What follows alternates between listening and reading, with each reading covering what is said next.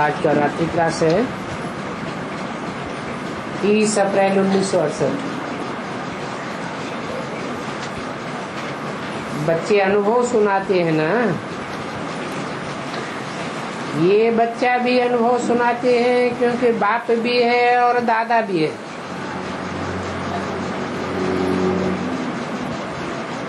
ये कहते हैं कि स्वप्न में भी ऐसे ख्याल नहीं था कि सुप्रीम सोल बाप आकर के हमको विश्व का मालिक बनावेंगे।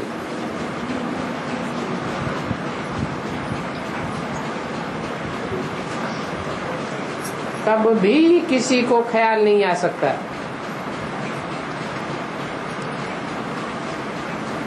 इस जन्म की बात है ना।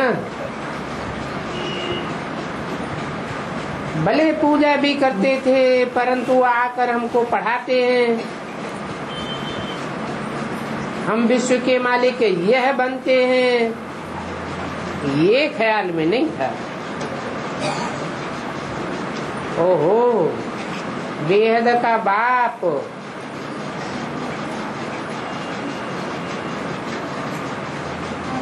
आया हुआ है।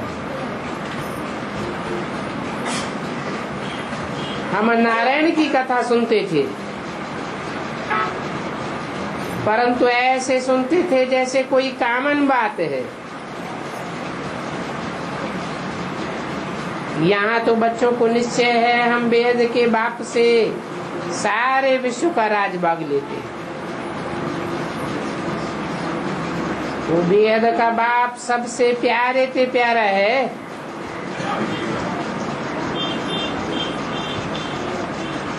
वो कथाएं तो मनुष्यों से सुनी,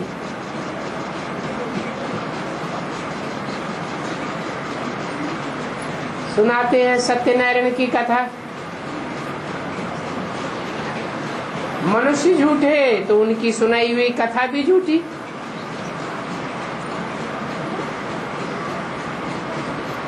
उस कथा में सत्यनारायण की कोई कथा नहीं होती। और ये तो सत्य बाप है तो सत्य आकर के कथा भी सुनाते हैं। सच्ची सच्ची कथा तो इनकी है और इनके सिवाय कभी मनुष्य नर से नारायण नहीं बना सकता।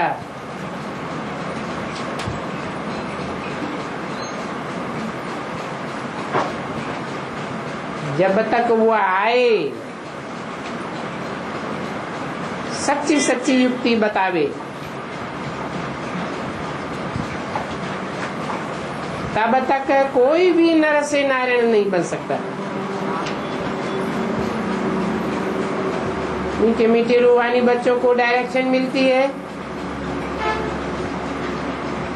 अब मुझे निरंतर याद करने का पुरुषार्थ करो।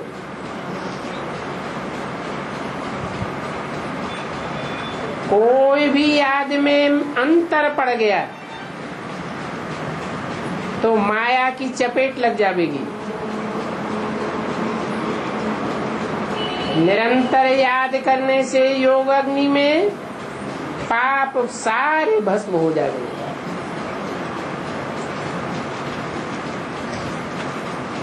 फिर तुम मनुष्य से नर और ऐसे नर जो नारायण बन जाएंगे। कितना अच्छी रीति तुम बच्चों को समझाता हूँ।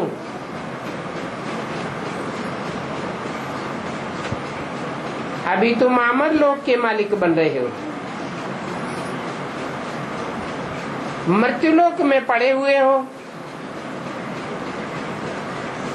पढ़ाई ही अमर लोक में जाने की पढ़ रहे हो।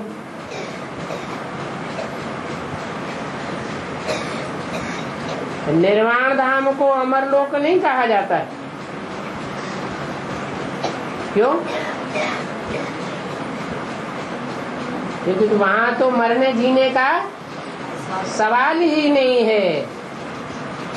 इस दुनिया में मृत्युलोक और अमरलोक होता है। आत्मा तो अजर अमर अविनाशी है। निर्वाण धाम में मरने जीने का सवाल ही नहीं, क्योंकि वहां तो 5 तत्वों का चोला होता ही नहीं, 5 तत्व ही नहीं होते। और इस दुनिया में तो 5 तत्व होते हैं, विनाशी तत्व। आज 5 तत्वों का बना हुआ शरीर है, कल नहीं रहेगा, तो इसे मृत्युलोक कहा जाता है। निर्वाण धाम तो है घर है अविनाशी आत्माओं का। अमरलोक भी है, मृत्युलोक भी है। बच्चों को ये मालूम है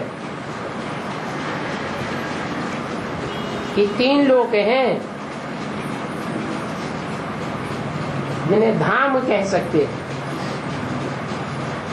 शांति धाम, फिर आए सुख धाम, फिर आए दुख धाम।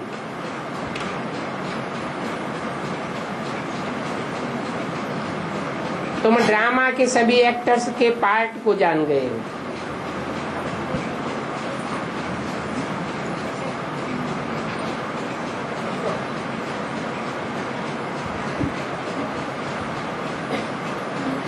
इसलिए तुम बाप से कोई भी एक्टर के पार्ट को पूछ भी नहीं सकते, जान गए?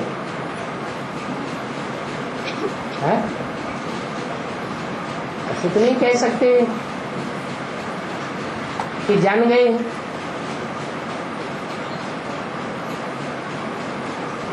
हाँ, कैटेगरी को जान गए हो, क्योंकि बाप आते हैं तो 5-7 मुख्य एक्टर्स की कहानी बताते हैं, पार्ट को बताते हैं। बाप आते हैं तो आप ही उनका परिचय देते हैं, अपना भी परिचय देते हैं, मुख्य एक्टर्स का भी परिचय देते हैं, और आते हैं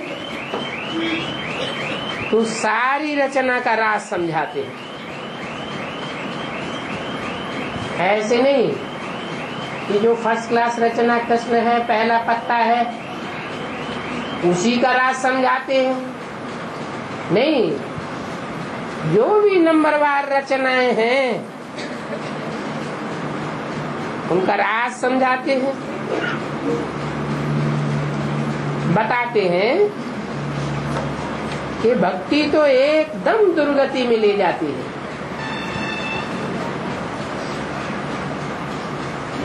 भक्ति कहा जाता है अज्ञान को, अंधश्रद्धा को, अंधविश्वास को।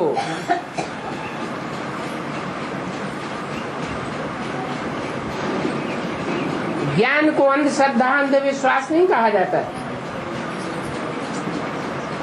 तो ज्ञान से होती है सदगति, भक्ति से होती है दुर्गति। क्यों होती है भक्ति से दुर्गति? एक आदमी कोई रास्ते पर जा रहा है, रास्ता भूल गया,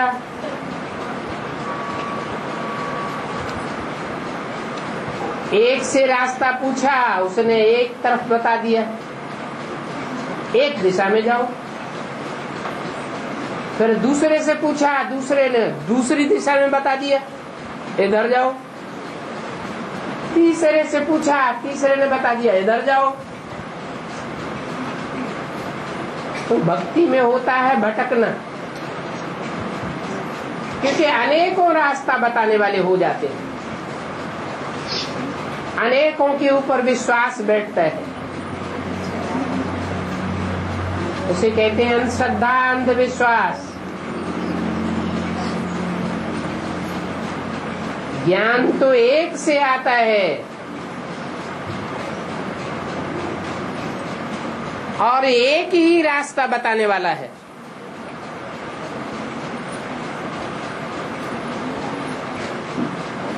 एक खुद ही आकर के अपना परिचय देते हैं। उनका परिचय और कोई दे ही नहीं सकता।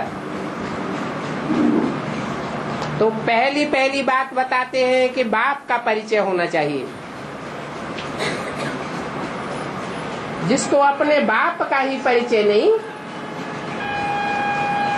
उसका खून किस काम का।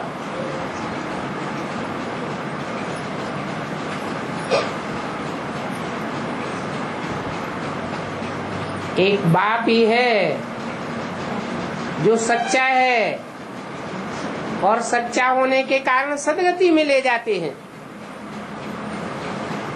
सच्चाई सदगति करेगा, बाकी सब मनुष्य मात्र झूठे हैं। झूठ से तो दुर्गति होती है। अभी तुमको सच और झूठ के फर्क का मालूम पड़ गया है। जिनको मालूम पड़ गया है वो भटकेंगे। एक बाप को छोड़ करके इधर उधर भटकेंगे क्या?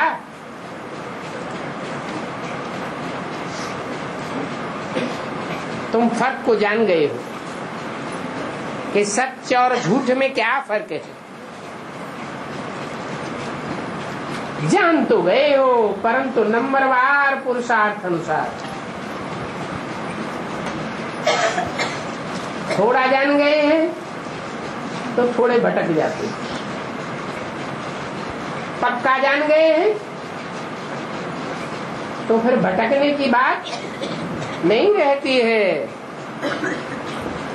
अभी तुम बच्चे अंदर अंदर सुमिरन करते हो। किसको?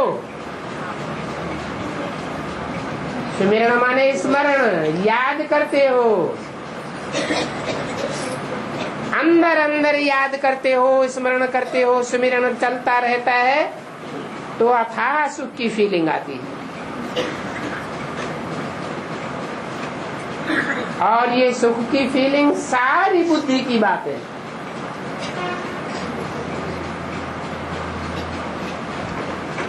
कोई देह के सुख की बात नहीं है, इंद्रियों के सुख की बात नहीं है।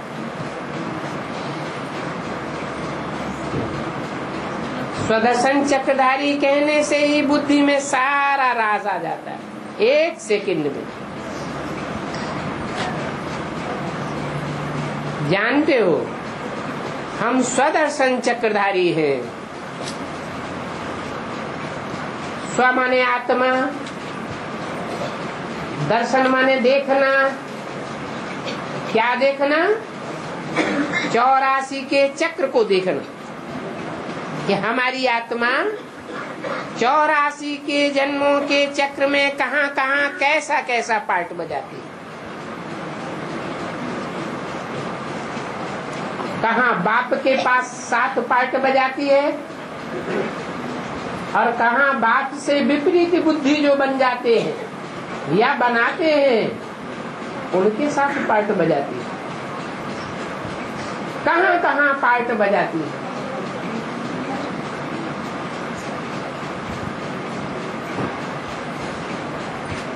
औरों को भी तुम समझाते रहते हो कि एक बाप सच्चा, बाकी सारी दुनिया झूठी। अभी तुम बच्चे हाईएस्ट नॉलेज प्राप्त कर रहे हो। किससे?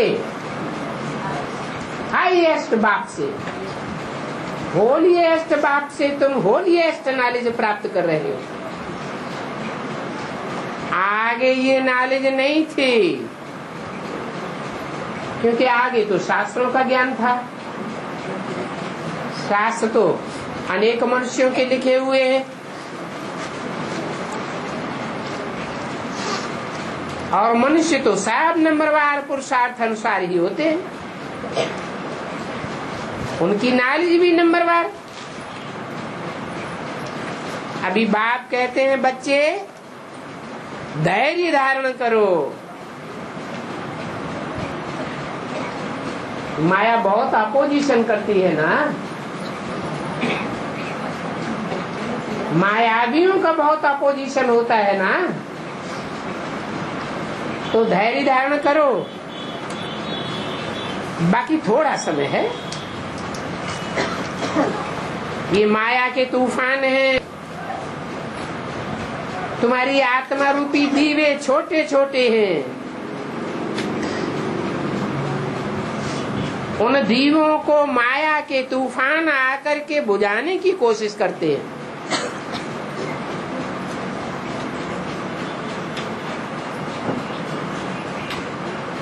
जब जब माया बहुत याद में विघन डाले, तब तब खूब याद करने की कोशिश करो तो पाव बार है। फुल पास हो जाएंगे। अर्थात जितना ज्यादा माया का कड़ा आक्रमण हो, उतनी जास्ती सारी एड़ी से लेकर के चोटी की ताकत लगाकर बाप को याद करो।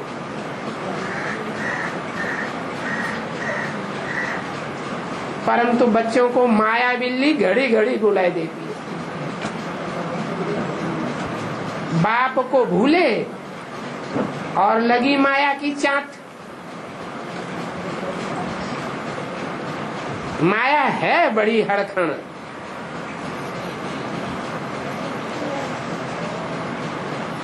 बाप आकर सेकंड में जीवन मुक्ति देते हैं। माया सेकंड में दुर्गति में ले जाती है।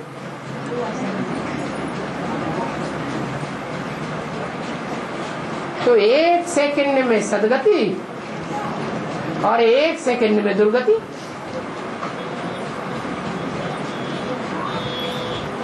माया रावण है दुर्गति देने वाला, राम बाप है सदगति देने वाला। रामलीला दिखाते हैं। रावण को अनेक सिर और राम को एक सिर दिखाते हैं। अब एक सिर और अनेक सिर का मतलब क्या है? अनेकों मतों में गए तो दुर्गति, और एक मत को पकड़ा तो सदगति।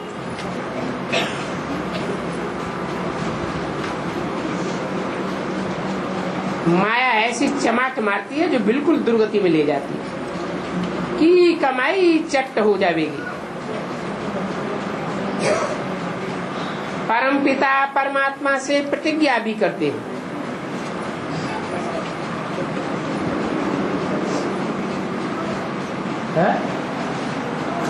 किससे प्रतिज्ञा करते हैं? किससे प्रतिज्ञा करते हैं? जैसे कोर्ट में कसम उठाते हैं ना जज के सामने, ऐसे ही परम पिता परमात्मा से भी प्रतिज्ञा करते हैं।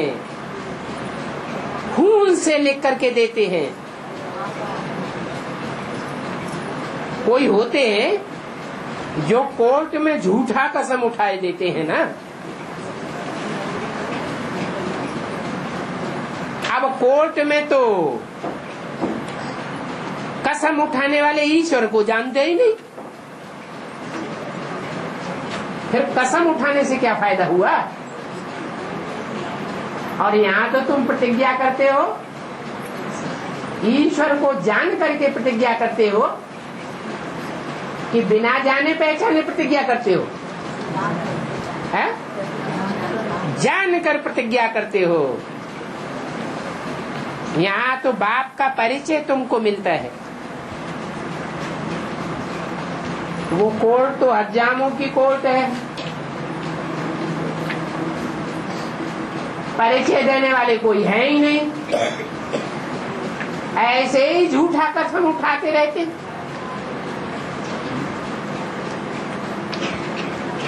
यहाँ तो बाप है, टीचर है, पढ़ाई रहे हैं,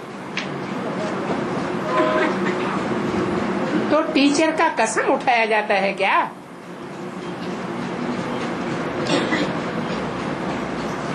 भगवान का कसम कहते हैं।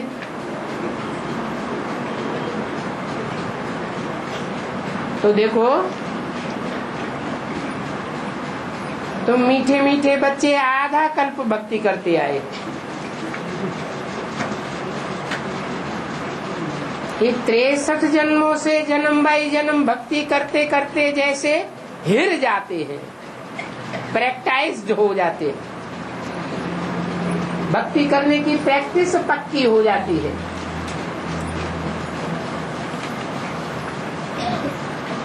अब ये भी जान गए हो कि जन्म जन्मांतर भक्ति करते करते बुद्धि का ताला तो बंद ही होता गया, भक्ति से दुर्गति ही होती गई।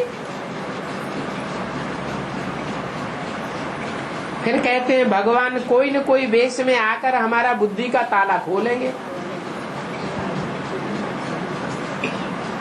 कोई न कोई वेश में आकर के हमको गति सदगति का वर्षा देवेंगे। अभी तुमको तो पता पड़ गया है कि बाप आया हुआ है, वो तो कल्प को लाखों हजारों वर्ष में डाल देते हैं। तुम तो जान गए हो कि लाखों वर्ष की अब कोई बात ही नहीं, बाप तो आ गया है। लाखों वर्ष कल्प की आयु समझ करके मनुष्य घोर अंधियारे में पड़ गए,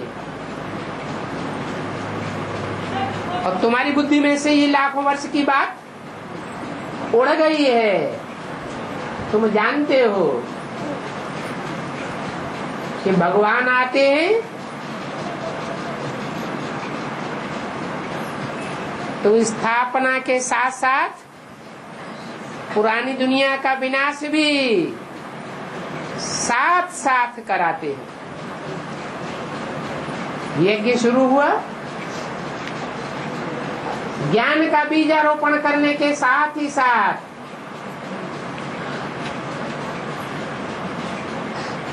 एटॉमिक एनर्जी के ज्ञान का भी फाउंडेशन पड़ गया। उससे पहले मनुष्य मात्र की बुद्धि में नहीं था कि एटॉमिक एनर्जी क्या चीज होती है जिससे दुनिया का विनाश हो सकता है।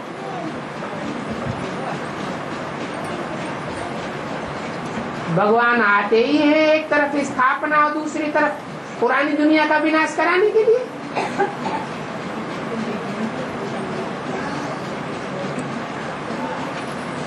अभी तुम्हारी बुद्धि में बात बैठी है, लाखों वर्ष कल्प की आयु समझ करके मनुष्य घोर अंधेरे में पड़ गए हैं।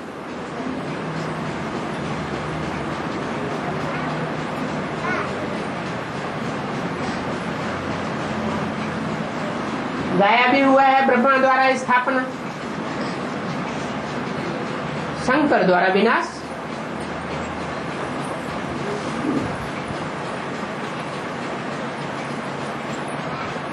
विनाश की बात कहेंगे तो बम को बीच में जरूर लावेंगे। हर हर बम बम, जय महाकाली। महाकाल और महाकाली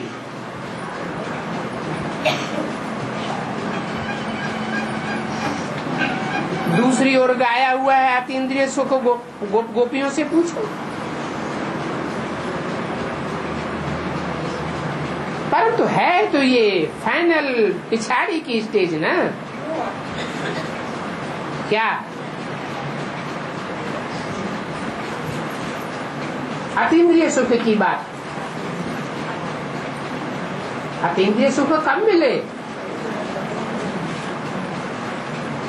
अतीन्द्रिय सुख माने ही इंद्रियों से परे का सुख। जब तक इंद्रियों के सुख में बुद्धि रमण कर रही है, इंद्रियों के सुख में बुद्धि का आकर्षण हो रहा है, खिंचाव हो रहा है, लगाव पैदा हो रहा है, अटैचमेंट पैदा हो रहा है, तब तक अतीन्द्रिय सुख अनुभव हो ही नहीं सकता।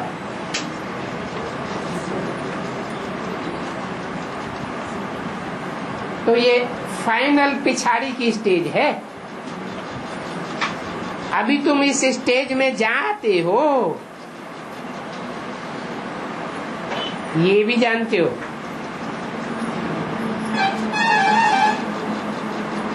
अफ्रीकन काले होते हैं,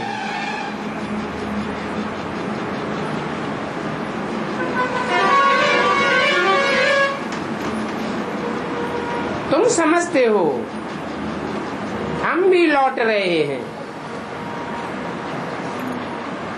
बाप को याद कर हम पवित्र बन जाएंगे, काले से गोरे बन जाएंगे, नहीं तो बुढ़ापा मिलेगा। हमको पता नहीं पड़ा, इसलिए बाप कहते हैं एरोप्लेन से चारों ओर पर्चे गिराओ ताकि सबको पता पड़ जावे। तुम बच्चों को तो बहुत भारी जिम्मेवारी है।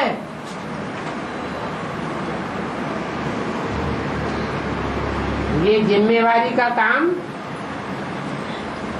औरों ने उठाया नहीं है,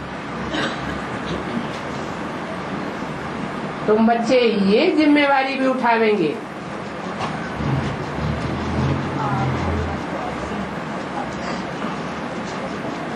बाबा बैठ थोड़े ही सभी को इत्तला करेंगे कि भगवान बाप आया हुआ है। सारी दुनिया को संदेश देना ये बाप के तुम बच्चों का काम है। नंबरवार बच्चे हैं, नंबरवार इत्तला देने के निमित्त बनेंगे। इसमें प्रेरणा आदि की बात नहीं है कि बच्चे याद में बैठ जाएंगे, सबको बैठ करके प्रेरणा करते रहेंगे। नहीं, प्रैक्टिकल ऐसी ईश्वरीय सेवा करने की बात है। कैसे भी करके सभी को पैगाम पहुंचाना है। जो जितना जास्ती पैगाम पहुंचाने के निमित्त बनेंगे, हिम्मत करेंगे, हिम्मत बच्चे मदद बाप।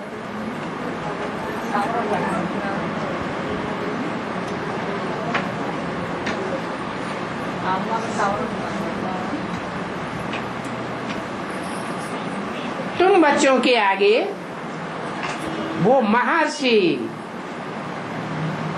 कोई बड़े से बड़ा धनवान कुछ भी नहीं है।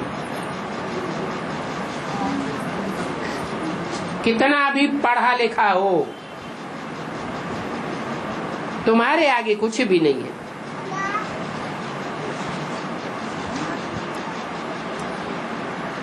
तुमसे ऊंच तो कोई हो ही नहीं सकता। सभी तुम्हारे आगे गरीब हैं। ऐसे समझो सब मुर्दे मिसल मरे हुए पड़े हैं।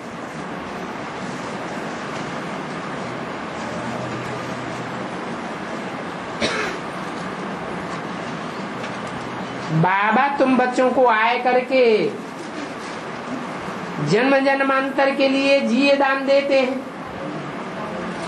तो तुम्हारा काम क्या है? हम भी जिए दान देने में लग जाएं। बाप यहाँ समझाते हैं तो तुमको फ्रेशनेस हो जाती है।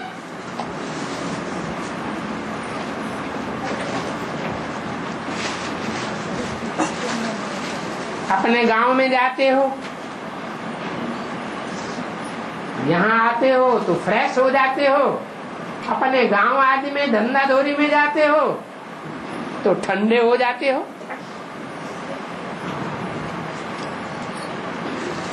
भले वहां मुरली भी सुनते हो, धंधे धोरी में या गांव में, परंतु उतना संग कहाँ मिलता है। जो संग का रंग यहाँ मिलता है जो नशा यहाँ चढ़ता है वह नशा वहां कहाँ चढ़ता है? यहाँ तो तुम सत्य के संग में बैठे हो ना। हाँ, यहाँ बैठे भी कोई अलबेले हैं तो अलबत्ता कोई कम पढ़ते हैं और कोई अलर्ट होकर के बैठते हैं, कोई फिर मुंह बाए सोते हैं। आसपास देखो कहीं जरूर ऐसे भी होंगे। माना बाप आए हैं, ये नशा उनके अंदर बैठता ही नहीं, अपने ही धंधे धोरी बाल बच्चों में बुद्धि रमी रहती है। तो कोई कम पढ़ते हैं, कोई जास्ती पढ़ते हैं। यहाँ आकर के कोई से संसारी बातें न सुननी चाहिए और न करनी चाहिए।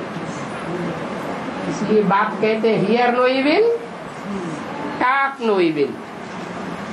इविल माना संसारी बातें सुनना, संसारी बातें करना, पर चिंतन करना, पर चिंतन सुनना, ये सब इविल बातें हैं। इन बातों को भूत प्रेतों की बातें समझो।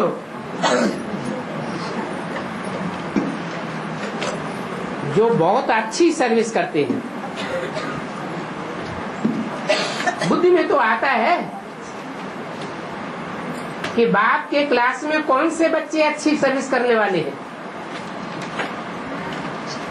बहुतों को संदेश देते हैं, बहुतों को बाप का परिचय देते हैं, बाप से मिलाते हैं, बाप के नजदीक खुद पहुंचते हैं, दूसरों को भी ले जाते हैं। ऐसों का संग करना चाहिए।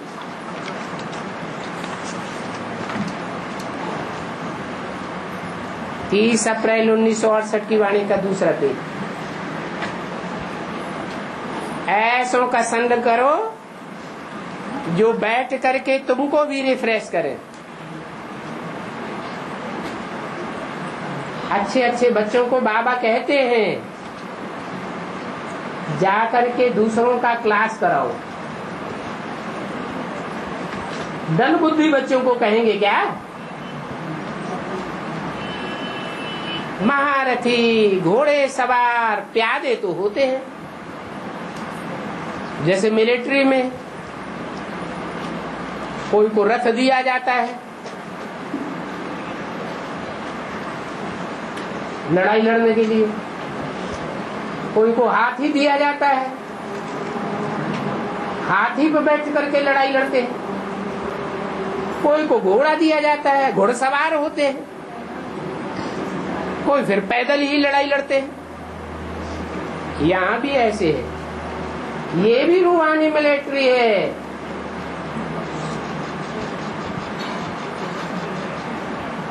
महारथियों का काम है रिफ्रेश करना। नहीं करते हैं तो गोया बाप की आज्ञा का उल्लंघन करते हैं, ना फरमान बरदार हो जाते हैं तो कितना दंड पड़ जाता है। क्योंकि बच्चों को पता है कि बाप का राइट हैंड कौन है? धर्मराज भी है।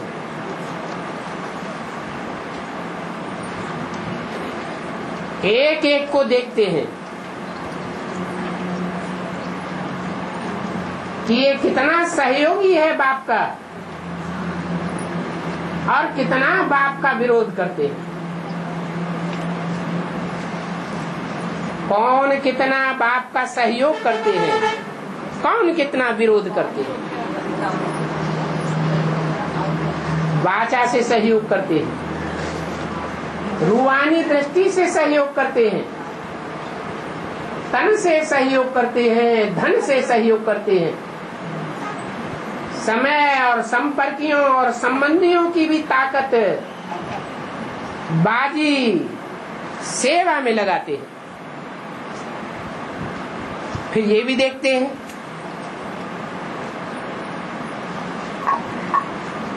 कौन रूहानी दृष्टि की बजाय जिस्मानी दृष्टि छोड़ते हैं। तो डिसर्विस होगी, सर्विस होगी, डिसर्विस करते हैं।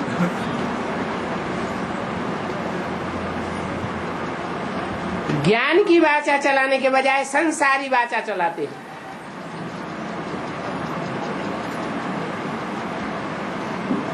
कर्मेंद्रियों से भी डिसर्विस करते हैं।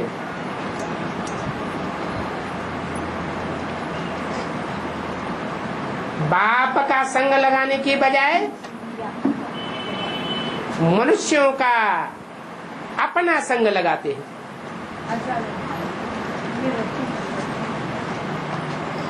समय, संपर्क, संबंध सब दूषित करते रहते हैं। बाप तो कहते हैं मैं इन आंखों का लोन लेकर आया हुआ हूं। किन आंखों का लोन लेके आया हुआ हूं? अभी तो धर्मराज की बात कही, तो लोन लेके किसका आया हुआ हूं? धर्मराज कौन है?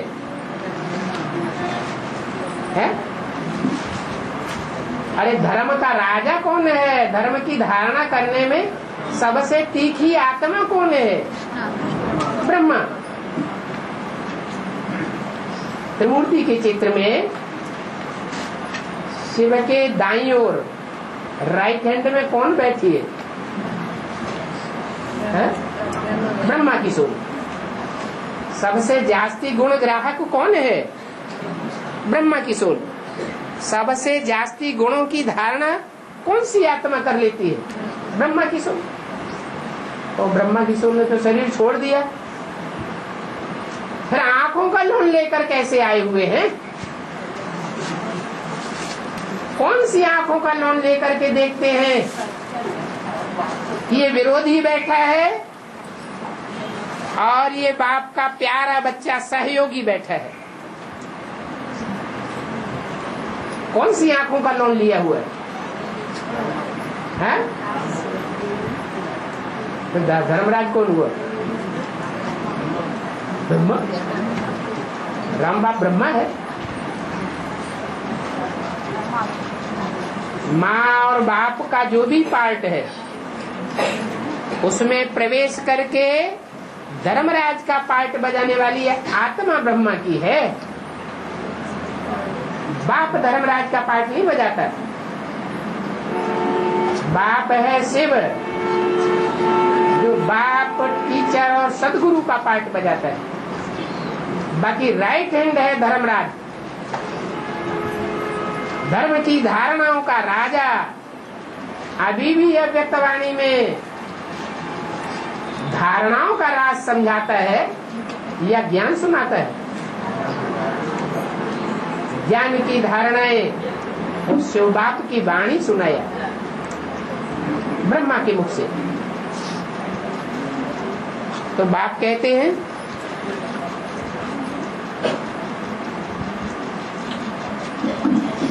अभी नाफरमान बरदार नहीं बनना है। आत्मा भी और काया भी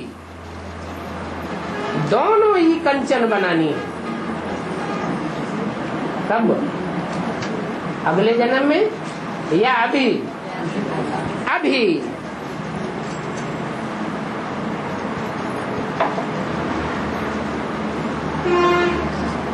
इसलिए ये सवेरे सवेरे अमृत वेले ड्रिल का प्रोग्राम रखा हुआ है। तुम्हारी स्टूडेंट लाइफ है सोर्स ऑफ इनकम। अभी जितना अलर्ट होकर के पढ़ाई में ध्यान देंगे उतना तुम्हारी कमाई होगी।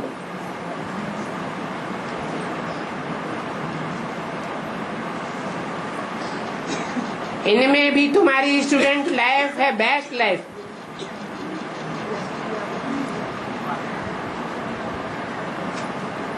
इनकी स्टूडेंट लाइफ बेस्ट लाइफ नहीं है, इनके फॉलोअर्स की भी बेस्ट लाइफ नहीं है, परंतु तुम्हारी बेस्ट लाइफ है।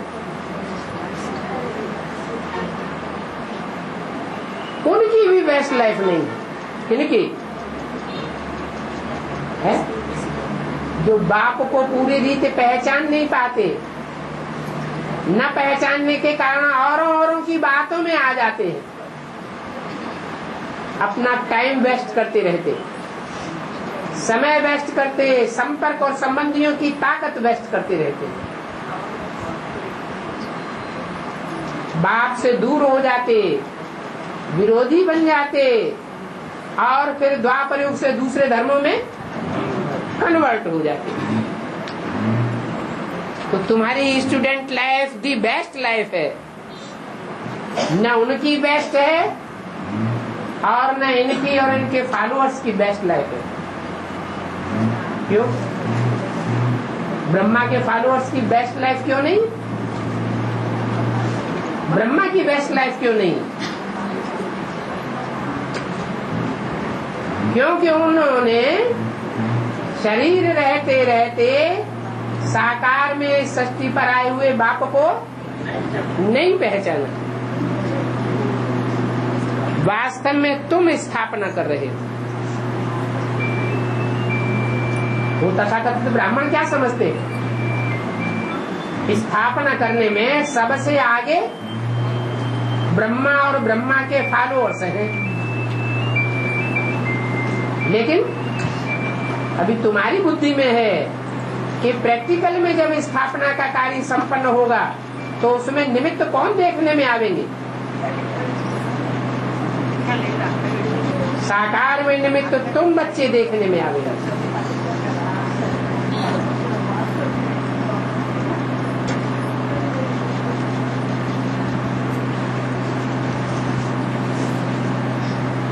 तो ये है दी बेस्ट पढ़ाई जो तुम पढ़ते हो। बोलो, अभी हम सहज राजयोग पढ़ते हैं।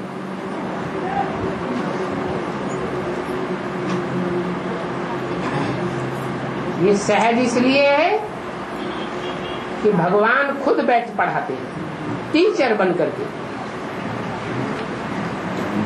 और भगवान आकर के राजयोग सिखलाते हैं। ऐसे नहीं कि ब्रह्मा के तन में ज्ञान सुनाकर चले जाते हैं, फिर तुम राजयोग सीखते रहते हो। कठिन को सहज बनाते रहते हो। नहीं, इन बातों को समझेंगे वो जो इस कुल के होंगे। कौन से कुल के? जो सूर्यवंशी कुल के होंगे वो समझेंगे, बाकी तो इन बातों को समझ भी न सके।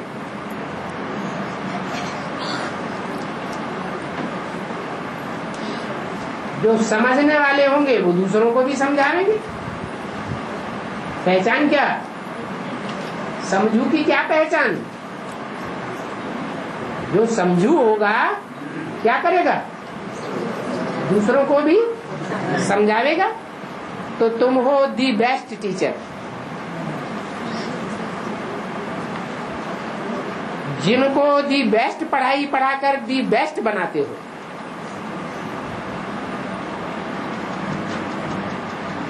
अभी तुम स्थापना कर रहे हो बिगर कोई हथियार पवार के। क्या तुम धन को भी हथियार नहीं बनाते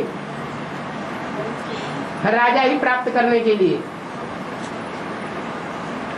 तन के बाहुबल को भी हथियार नहीं बनाते। समाज के संगी साथियों को भी हथियार नहीं बनाते।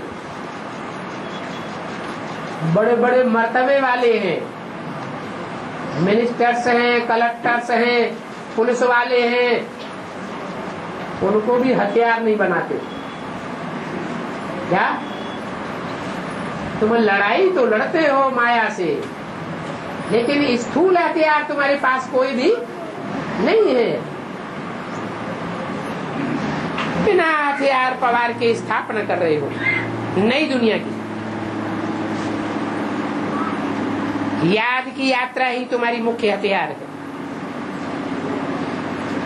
पढ़ाई तो फिर भी कॉमन हो जाती है। बाप, टीचर, सदगुरु को याद करना होता है।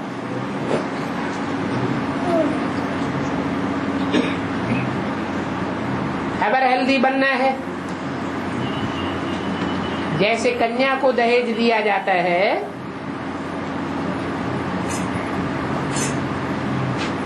तो जो दहेज कन्या को देते हैं वो पेटी में रख करके गुप्त देते हैं ना।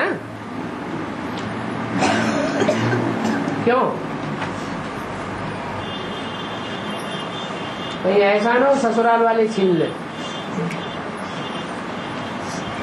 तो कन्या को गुप्त दहेज देते हैं। तुम बच्चों को तो बाप 21 जन्मों के लिए गुप्त दहेज देते हैं, और वो भी छोटा मोटा दहेज नहीं देते हैं,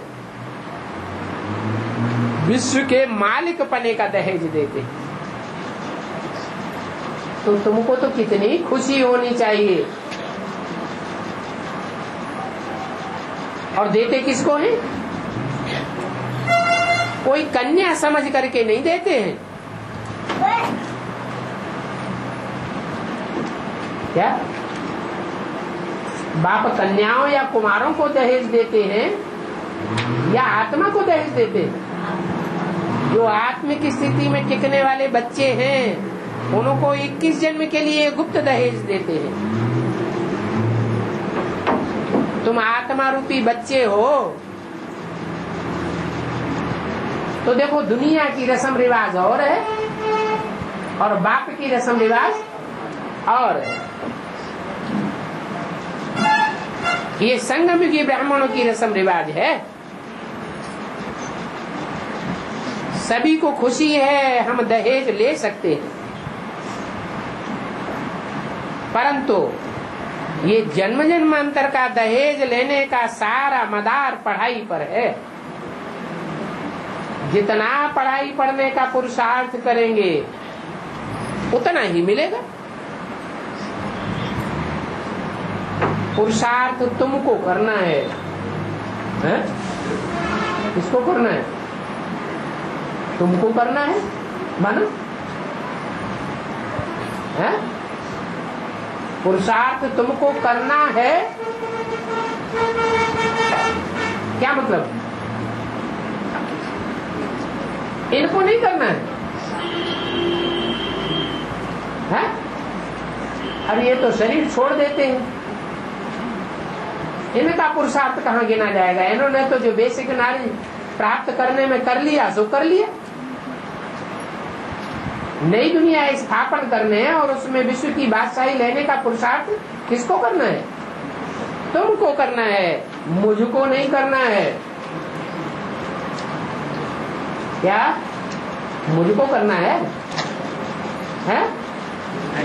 नहीं, तुमको पुरुषार्थ करना है, इनको पुरुषार्थ नहीं करना है, उनको भी पुरुषार्थ नहीं करना। उनको माने किनको?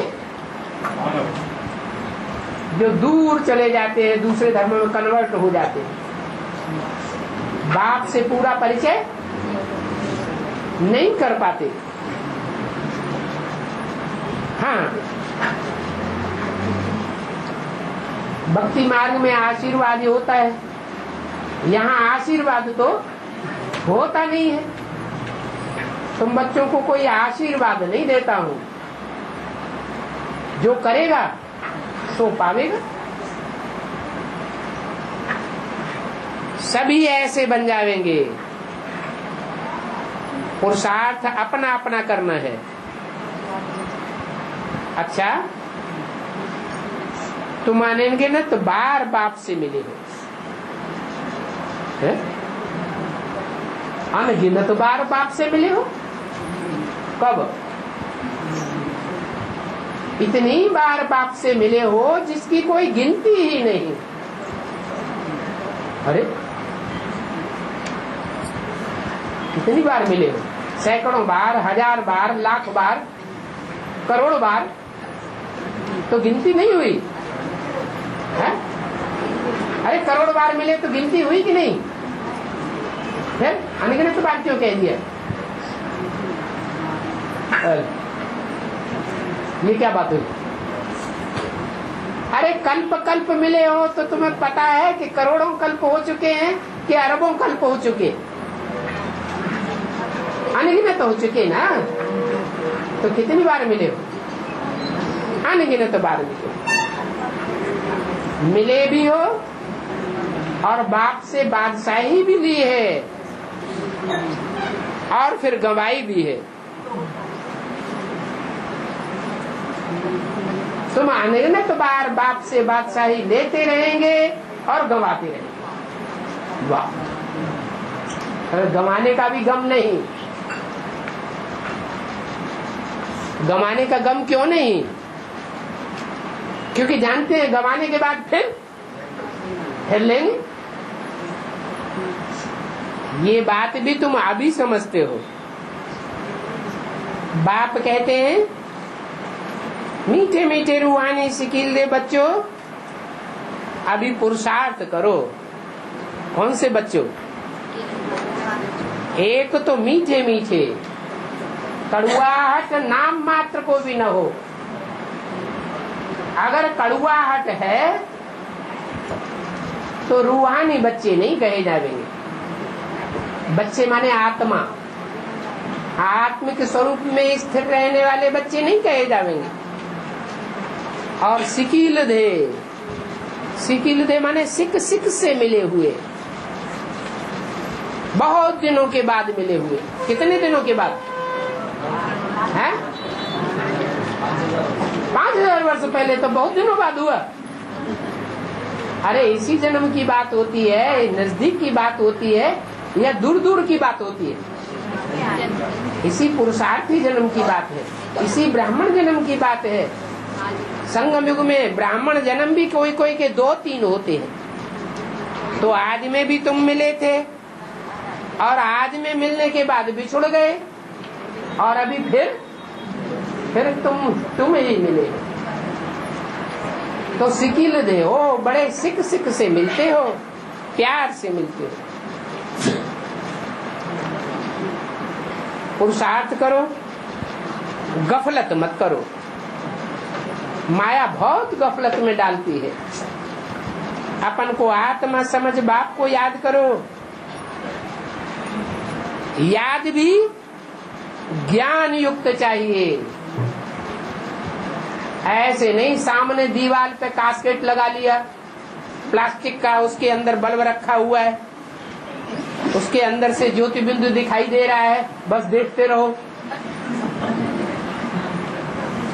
ये कोई ज्ञान युक्त पुरुषार्थ नहीं है। ज्ञान युक्त पुरुषार्थ क्या है?